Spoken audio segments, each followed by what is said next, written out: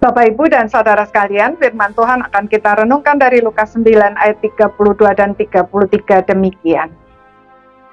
Sementara itu, Petrus dan teman-temannya telah tertidur, dan ketika mereka terbangun, mereka melihat Yesus dalam kemuliaannya, dan kedua orang yang berdiri di dekatnya itu. Dan ketika kedua orang itu hendak meninggalkan Yesus, Petrus berkata kepadanya, "Guru, betapa bahagianya kami berada di tempat ini.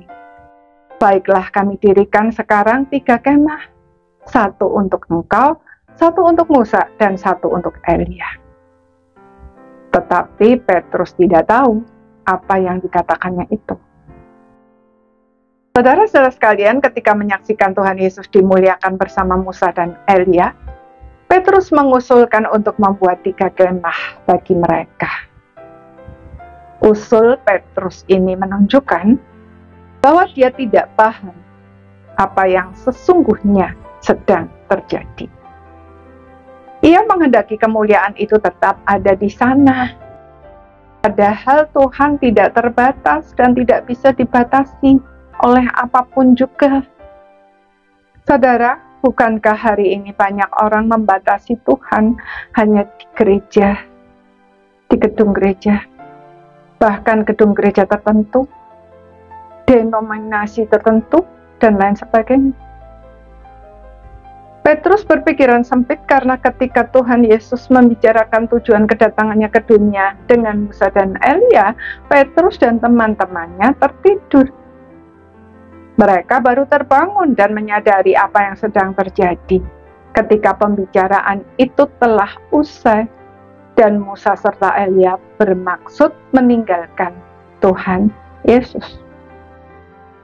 Saudara, tertidur ketika seharusnya berdoa membuat banyak orang kehilangan momen penting untuk menikmati hadirat Allah dan berkat-berkat yang menyertainya.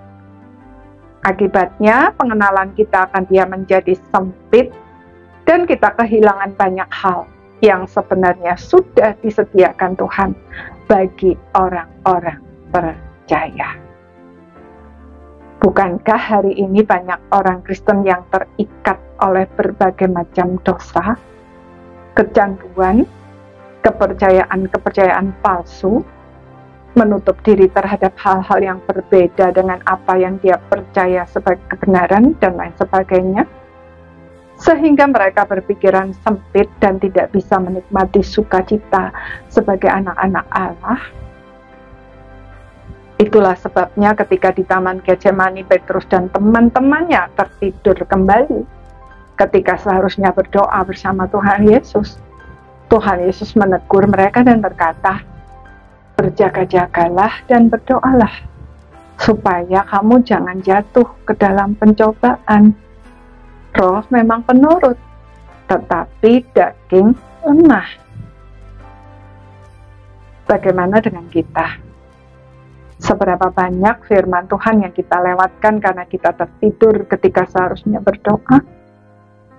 Seberapa sering kita tergoda dan terjerat oleh berbagai tipuan si jahat karena kita tidak mengenal Allah sebagaimana seharusnya? Seberapa luas wawasan kita terhadap kebenaran? Seberapa banyak sukacita sebagai anak-anak Allah yang kita nikmati? Mari kita senantiasa berjaga-jaga dan berdoa. Amin.